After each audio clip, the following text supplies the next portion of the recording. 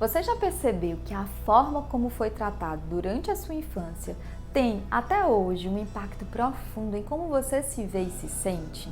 Nossas experiências podem ter ajudado a moldar uma imagem positiva de nós mesmos ou um impacto negativo e duradouro em nossa autoimagem.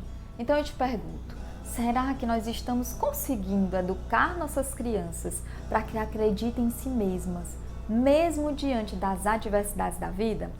Eu sou Carla Fernanda Sá, psicóloga infantil e orientadora parental, e nesse vídeo eu quero falar com todos os pais, professores e cuidadores que desejam ajudar suas crianças a desenvolver autoestima e a se tornarem pessoas confiantes e seguras de si mesmas. E também vou mostrar como algumas atitudes dos pais, mesmo sem perceber, podem prejudicar a autoestima dos filhos.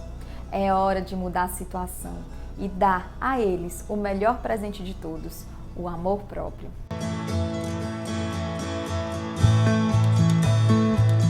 Muitas pessoas acreditam que ter autoestima é não se importar com a opinião do outro. Na verdade, não é bem assim.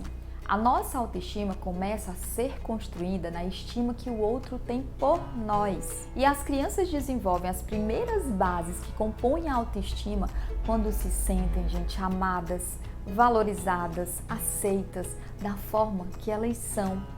E a partir desse ambiente de pertencimento, essas crianças têm a chance de fortalecer sua autoimagem, ou seja, a gostarem de si mesmas e acreditarem que são capazes de alcançar seus objetivos e se sentem dignas verdadeiramente de amor e respeito. Por isso, um dos primeiros fatores é o amor incondicional que temos por um filho. Ele é tão valioso, é nessa fonte que ele desenvolve uma autoestima saudável para toda a sua vida. Mas infelizmente, nós vivemos em uma sociedade que faz com que acreditemos que para gostarmos de nós é preciso preencher um monte de critérios, seja desde a minha aparência física, comportamentos, tipos de relacionamentos, escolha profissional. E isso, muitas vezes confundem os pais e cuidadores que passam até mesmo sem perceber a comparar, a exigir e criticar no intuito que as crianças alcancem esses padrões colocados que eles acreditam que trará felicidade para os seus filhos. Então eu vou começar a falar sobre atitudes que muitos pais e professores adotam em sua educação, que é ser extremamente crítico com seus filhos e alunos, de forma ríspida e até com sarcasmo. É claro, que faz parte do nosso papel enquanto educadores corrigir as crianças às vezes, mas nós podemos fazer e devemos fazer isso com empatia, ao invés de raiva. Quando precisar fazer uma crítica para uma criança, por exemplo, jamais rotule sua criança ou use desse sarcasmo.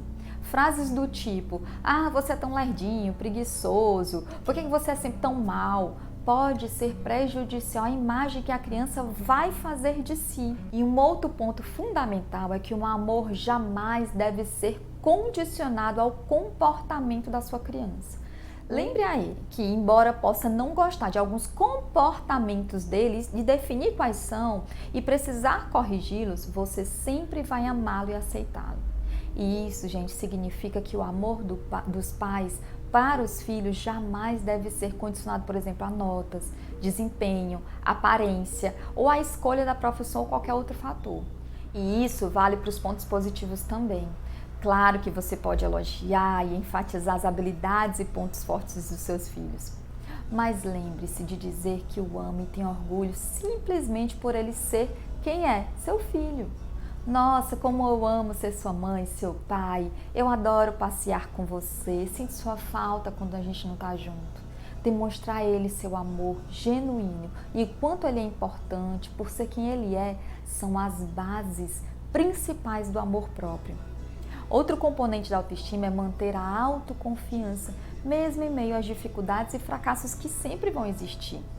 Por isso, precisamos ajudar nossas crianças a lidar com o erro, incentivando sempre nesse processo a autocompaixão.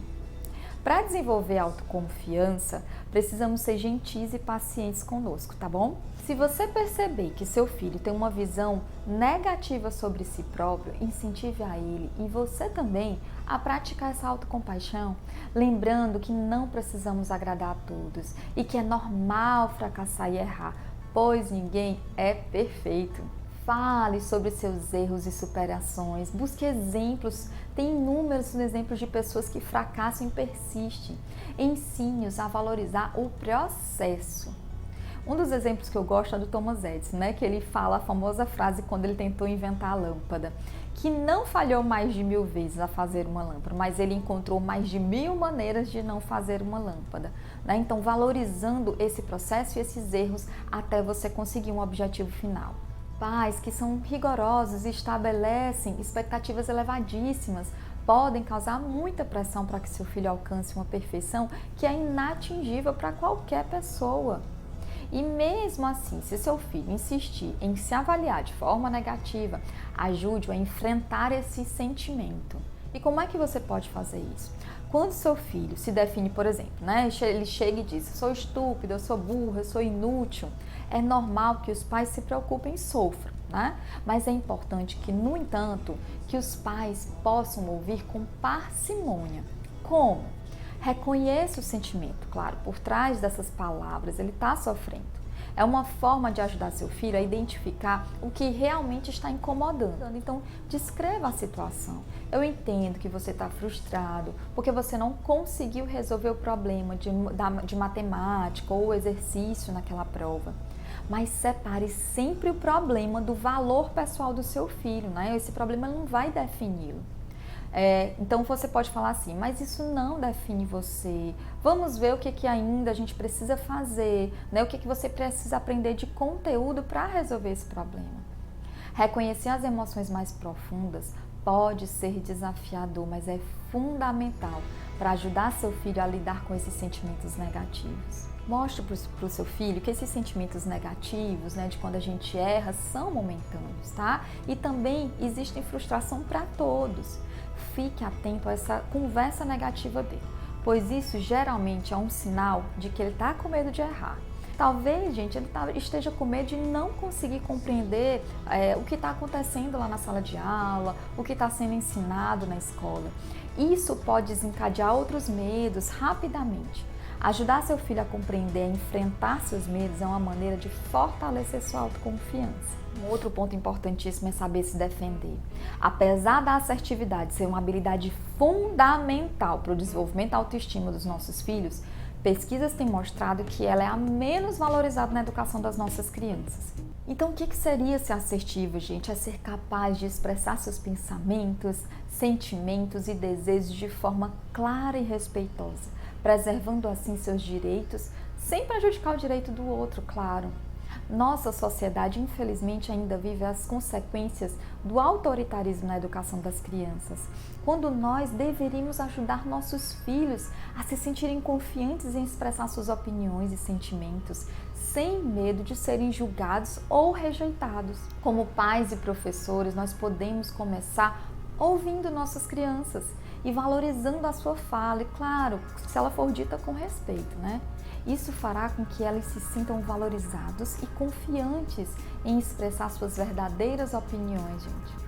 Além disso, em nossas relações, nós podemos ser modelos para eles, né? Mostrar que somos capazes de ouvir e respeitar a opinião dos outros. E como que isso reflete na autoestima? Elas vão aprender a não se sentirem mal por dizer o que realmente pensam, o que ajudará eles a enfrentar situações desafiadoras, como deixar uma amizade que é tóxica, por exemplo, e fazer melhores escolhas do que é realmente bom para eles em um relacionamento futuro. E por último, gente, não menos importante, reflita sobre sua autoestima, como é que anda sua confiança. Em vez de se culpar, busque compreender o que precisa melhorar. Peça ajuda se for preciso, seja buscando apoio profissional como a psicoterapia ou encontrando formas de aumentar sua autoconfiança e comece a aplicá-las. Atente para a conversa que você tem enquanto seu filho está por perto. Evite em diminuir outras pessoas, se criticar ou basear sua felicidade em outras pessoas ou circunstâncias.